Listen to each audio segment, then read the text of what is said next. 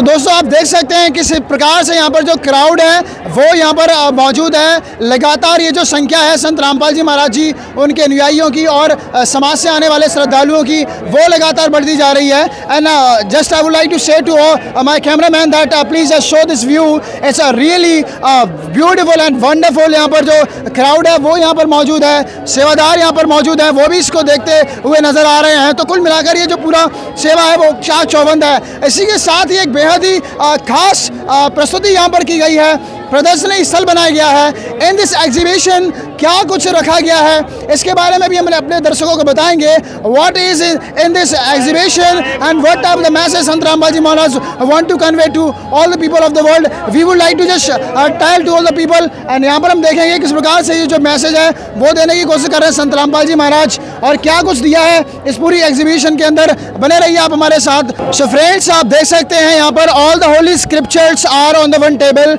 In this exhibition. आप देखिए सभी जो होली स्क्रिप्चर हैं, सभी धर्मों की पवित्र पुस्तकें इस टेबल पर मौजूद हैं और इसके पीछे क्या कारण है जानते हैं प्रदर्शनी सेवादार से। नमस्कार सर, क्या नाम है आपका? बीरपाल सिंह। क्या उद्देश्य है सर इस प्रदर्शनी का? To keep all the holy scripture on one table. इसका उद्देश्य यही है जी, जो संत रामपाल महाराज जी ने आज बीड़ा उठाया है ये तत्व ज्ञान का, जो पूरे विश्व में तत्व ज्ञान आज संत रामपाल महाराज जी ने खोला है।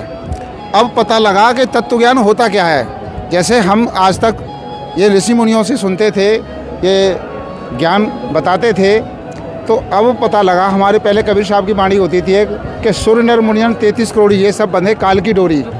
हम ये समझते थे काल क्या है, काल की डोरी कैसे बन गई, क्या है ऋषि मुनियों से महागलती। इतने ऋषि मुनि होते हैं, इतनी फिर भी इनसे गलती क्यों हो जाती है, फिर भी ये नरक में क्यों चले जाते हैं, कारण क्या है।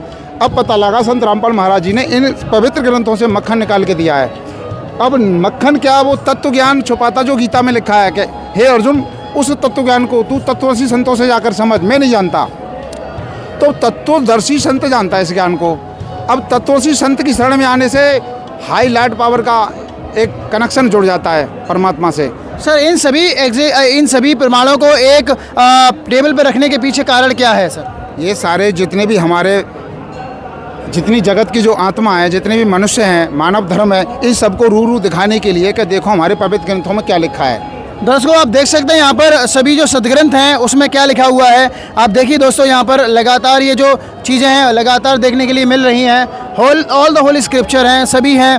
पवित्र गीता है, पवित्र वेद हैं, देवी महापुराण है, पवित्र कुरान शरीफ है, पवित्र बाइबल है, पवित्र शिव महापुराण है, ब्रह्म पुराण है और देखिए देवी भागवत है, गरुड़ पुराण है और कबीर साहब का भी यहाँ पर कबीर सागर रखा हुआ है गाइस, भविष्य पुराण रखा हुआ है और संत रामपाल जी महाराज द्वारा जो लिखित पुस्तकें हैं वो भी है, घट रामायण है और यहाँ पर देखिए रामचरितमानस भी है, देवी महापुराण भी है, सत्यार्थ प्रकाश भी है, पवित्र कुरान मजीद भी है और यहाँ पर देवी भागवत भी है और आदि गुरु ग्रंथ साहिब भी है और यहाँ पर ये जो चारों वेद हैं वो भी यहाँ पर ऋग्वेद की जो 4 प्रतिलिपियाँ हैं वो भी यहाँ पर रखी हुई नज़र आ रही हैं। तो ओवरऑल यहाँ पर आप देख सकते हैं सभी धर्मों के पवित्र सभी सदग्रंथ हैं यहाँ पर। आइए पढ़िए, जानिए, चेक करो व्हाट इज़ राइट। बहन जी इस वर्तमान समय को लेके क्या कोई एविडेंसेस, क्या कोई प्रेडिक्शन है, क्या कोई प्रेडिक्शन की गई है, किसी संत ने की हो, कबीर साहब ने की हो? क्योंकि जिस हिसाब से जो घटनाएं घटित हो रही हैं in on the world, all over the world, पूरे विश्व को आमंत्रित किया जा रहा है। This is amazing and first ever time we are watching that all the things. तो क्या कोई एविडेंस, क्या कोई प्रेडिक्शन है इसको लेकर? जी, परमात्मा कबीर जी ने बताया है कि चौथा युग जब कलयुग आए तब हम अपना अंश पठाए, काल फंद छूटे नर लोई, सकल सृष्टि परवाने खोई। परमात्मा कबीर जी ने बताया है कि जब चौथा युग कलयुग आएगा तब हम अपना अंश अवतार भेजेंगे और वो पूर्ण समाज को, पूरे विश्व को जो असली मंत्र जाप है वो देकर उन सबका मोक्ष कराएंगे। और अब परमात्मा कबीर जी के जो अवतार हैं, जो अंश है, वो जगतगुरु तत्वदर्शी संत रामपाल जी महाराज जी हैं, जो हमारे चारों धर्मों के पवित्र शास्त्रों से प्रमाणित ज्ञान बता रहे हैं और जो उन शास्त्रों में जो असली मंत्र जाप के बताए हैं, जिनसे सब विश्व का, समाज का जो मोक्ष होगा, उन जाप को दे रहे हैं। इसलिए जगतगुरु तत्वदर्शी संत रामपाल जी महाराज जी वो अंश और अवतार है। इसीलिए पूरे विश्व को आमंत्रित किया जा रहा है क्योंकि अब वो टाइम आ चुका है कि विश्व एक होगा। जी, परमात्मा ने ये भी बताया है कि कलयुग मध्य सतयुग लाऊं, ताते बंदी छोड़ कहाऊं। परमात्मा ने बताया कि कलयुग में ही सतयुग आएगा। तो अब ये वो समय चल रहा है जब पूरे समाज में, जिसे कहते हैं ना, भारत भी बताया गया कि सोने की चिड़िया बनेगा। दोबारा से भारत सोने की चिड़िया बनेगा।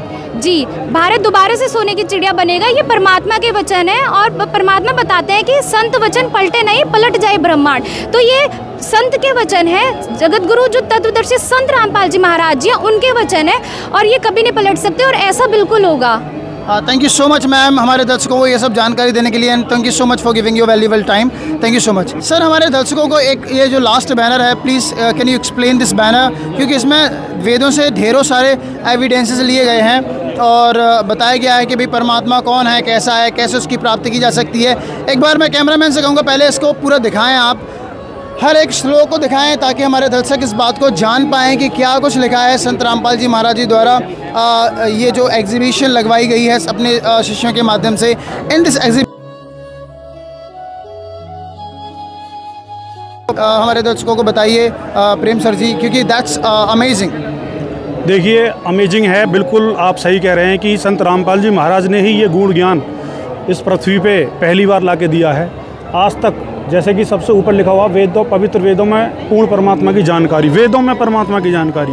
हम लोग ब्रह्मा विष्णु महेश 33 करोड़ देवी देवताओं की साधना करते आए हैं। मुसलमान धर्म में देख, मैं आपसे कहूँगा प्लीज़ आप इधर आएँ ताकि हमारा जो कैमरामैन है वो उस बोर्ड को भी साथ में दिखाएं। Yes sir, you just come this side. बड़ा ही ये एक चमत्कारिक एक आध्यात्म का उद्गम है और जो केवल संत रामपाल जी महाराज जैसे पूर्ण संत जिनका आज ही के दिन अवतरण हुआ था, उनकी वजह से ये ज्ञान ऊपर आ पाया है। मैं बड़े ही हर्ष के साथ, बड़े ही खुशी के साथ, और हम सबके जितने भी पृथ्वी पर जितने भी मनुष्य जीव में जीवधारी हैं, सबके ये समझ लो कि भाग्य उदय हो गए हैं। हमारे जीव का कल्याण का समय आ गया है। वेदों में प्रमाण है कि कबीर साहब भगवान हैं। कितनी विचित्र बात है, कितनी अनसुनी सी बात है, कितनी एक बिल्कुल हमको सुनने में लगेगा कि ये तो बात, ये तो हो ही नहीं सकता है। हम प्रमाण सहित आपको यहाँ दिखाएंगे कि संत रामपाल जी महाराज ने ये जो गूढ़ ज्ञान है, ये जो आज तक छिपा हुआ था, जो हमारी पीढ़ी दर पीढ़ी भूत बन गई, आज तक हमारी पीढ़ी दर पीढ़ी मोक्ष नहीं हो पाया, 184 में चली गई, अब हमारे सबके भाग्य उदय हुए हैं। सर, मैं यही बताना चाह रहा था कि आज का जो दिन है संत रामपाल जी महाराज के अवतर दिवस के रूप में मनाया जा रहा है और बहुत ही खुशी का हमारे लिए दिन है, क्योंकि संत रामपाल जी महाराज पूर्ण संत के रूप में परमात्मा स्वरूप यहाँ पर। इस बैनर पर जो सूक्त अंकित हैं उसके बारे में हमारे दर्शकों को बताइए सर।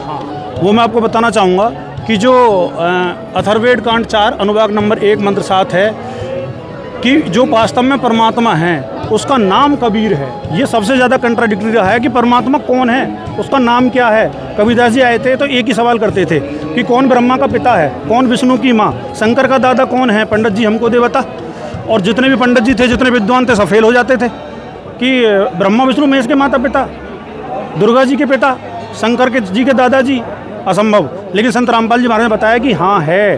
कबीर साहब जी सही पूछते थे, उन्होंने बताया है कि वो पूर्ण परमात्मा है, वो कबीर है। और जितने भी यहाँ पर जितने भी जीवधारी सब उनके बच्चे हैं, सब उनकी संतानें हैं, और वो यहाँ से हमको सतलोक ले जाने के लिए आते हैं। जैसे कि हम यहाँ देख सकते हैं, पूर्ण परमात्मा कबीर देव तीसरे मुक्तिधाम अर्थात सतलोक में रहते हैं। ये प्रमाण है कि जो परमात्मा है वो वास्तव में टॉप मोस्ट प्लेस पे रहता है, थर्ड टॉप मोस्ट प्लेस पे। जैसे गीता जी में हमने पहले एक्सप्लेन किया, पीछे के जो फ्लैक्सेस देख रहे थे वहाँ पे एक्सप्लेन किया कि 3 ब्रह्म है, क्षर ब्रह्म, अक्षर ब्रह्म, परम अक्षर ब्रह्म। गीता अध्याय 8 के 16 में मैं बताया कि ब्रह्मलोक तो लोक पुनरावृत्ति में है, यानी कि एक लोक जो ब्रह्म का लोक है, जो दूसरा लोक है वो अक्षर पुरुष का लोक है। सर, क्या परमात्मा पाप कर्म भी काट सकते हैं, ऐसा बोर्ड पर लिखा हुआ है? यस, परमात्मा पाप कर्म काट सकते हैं, ये हमारे वेदों में प्रमाण है। और वेदों में जो प्रमाण है, वेदों में जो लिखित है, वो वास्तव में सत्य है। क्या सर किसी को कैंसर या एड्स या ऐसी कोई लाइलाज बीमारी है जिसका उपचार संभव नहीं है वर्तमान साइंस और टेक्निक के जरिए? Is it possible to get the solution from the spiritual way? बिल्कुल। अभी आप मुझसे क्वेश्चन कर रहे हैं कि पापों का नाश हो सकता है, क्या पाप काटे जा सकते हैं, क्या संस्कार काटे जा सकते हैं? Everything is behind the reason of causes of sins. जितने भी हमारे सिंस हैं, जितने भी हमारे अभिशाप हैं, जितने भी हमारे संस्कार हैं, उसकी वजह से मैं सब कर रहा हूँ। 3 तरीके के पाप होते हैं, दैहिक, दैविक और आध्यात्मिक। तो ये एक जो हमारे दैहिक ताप है, जो दैहिक पाप है, उसकी वजह से हमें रोग दोष होते हैं, उसकी वजह से हमें पाप होते हैं। दैविक, कोई कहता है भाई किसी का पितर रूठ गया, किसी के घर के देवी देवता रूठ गए, उसका मतलब ये है कि वो रूठ गए, उनको मनाना है, वो भी पाप है। तो पापों का नाश, जब पापों का नाश हमारे मंत्रों से हो जाएगा, जब पापों का नाश संत रामपाल जी महाराज सत्य मंत्र दे के कर देंगे, तो फिर बचा क्या? संभव है। सर इज इट पॉसिबल कि परमात्मा आयु बढ़ा दे या जीवन दान प्रदान कर दे? हाँ, परमात्मा कुछ भी कर सकता है, ये मेरे कहने से कोई नई बात नहीं हो जाएगी, सब कोई जानते हैं। God can do be everything, परमात्मा सक्षम है, उसके लिए कुछ भी असंभव नहीं है। पापों का नाश कर सकता है, जो हम सोच भी नहीं सकते वो परमात्मा कर सकता है, इसमें कोई अतिशयोक्ति नहीं है। गायत्री मंत्र के बारे में लिखा हुआ है यहाँ पर, गायत्री मंत्र हमने अक्सर सुना होगा, ओम भूर्भुवः स्वः करके, यहाँ पर ओम मंत्र नहीं है सर, इसके पीछे रीज़न क्या है? गायत्री मंत्र के पीछे ही नहीं, जितने भी हमारे वेदों में मंत्र हैं, गीता जी मंत्र हैं, किसी के पीछे ओम नहीं है। ये मनमाना है, मनमाना उच्चारण है, मनमाना संज्ञा दी गई है।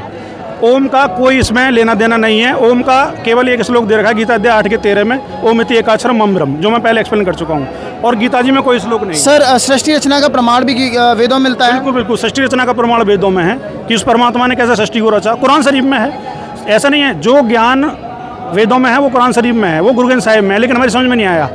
तो कबीर साहब कहते हैं सतगुरु बिना न काहू पाया ज्ञाना, जो थोता बुझ सड़े मूल किसाना। परमात्मा आए यहाँ पे सतगुरु रूप में, तभी हमें ज्ञान हो पाया। Thank you so much sir, thank you so much sir.